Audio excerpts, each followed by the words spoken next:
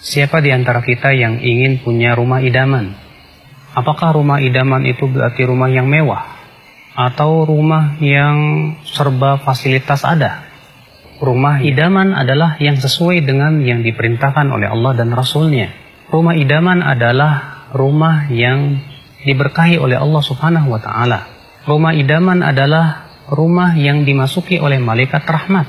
Lalu bagaimana kita bisa menjadikan rumah kita rumah yang penuh dengan keberkahan dari Allah dan rahmat Allah Subhanahu wa Ta'ala? Yang pertama yang harus kita perhatikan ya akhul Islam, jangan sampai rumah kita mengundang para jin dan mengusir malaikat rahmat. Bagaimana caranya? Itu dengan memajang foto-foto bernyawa atau gambar-gambar bernyawa di dalam rumah kita. Coba dengarkan sebuah hadis Nabi SAW. Beliau bersabda, malaikat itu tidak akan masuk rumah yang ada di dalam rumah tersebut anjing dan gambar-gambar yang bernyawa. Malaikat yang dimaksud di sini dalam hadis ini adalah malaikat rahmat. Maka dari itu ya akhi, jangan kita gantungkan di rumah kita foto keluarga. Jangan kita gantungkan di situ gambar-gambar bernyawa atau patung-patung.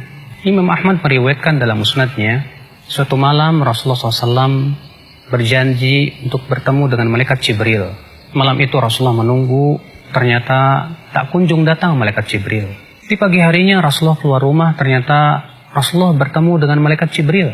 Lalu malaikat Jibril berkata, "Wahai Muhammad, sebetulnya tadi malam saya datang. Namun tidak ada yang mencegah saya untuk masuk ke rumahmu, kecuali karena di depan rumahmu ada patung, dan di dalam rumahmu ada anjing. Perintahkan patung itu untuk dicabut kepalanya, dan perintahkan anjing itu untuk dikeluarkan dari rumahmu." Maka yang kedua adalah, coba perhatikan ruangan-ruangan rumah kita.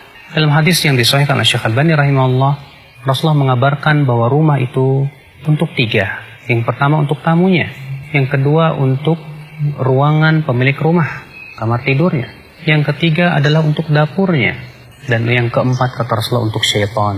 Artinya, kalau ada ruangan kamar kita tak terpakai di rumah itu berarti untuk syaitan kata Rasulullah.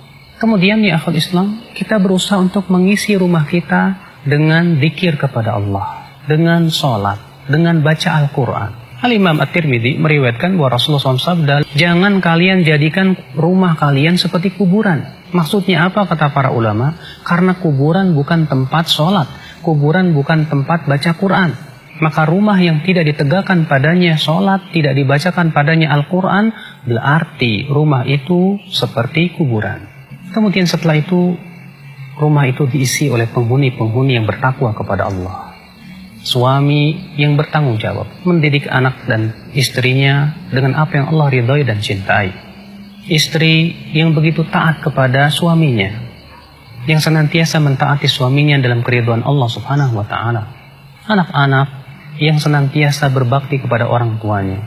Subhanallah, sebuah rumah yang sangat kita idamkan tentunya. Bukan rumah yang mewah tapi kosong daripada zikir kepada Allah, akan tetapi adalah rumah yang banyak padanya zikir kepada Allah, sehingga akhirnya rumah itu memberikan ketentraman dalam hati, menjadi sebuah rumah bagi kita, surga kita di dunia.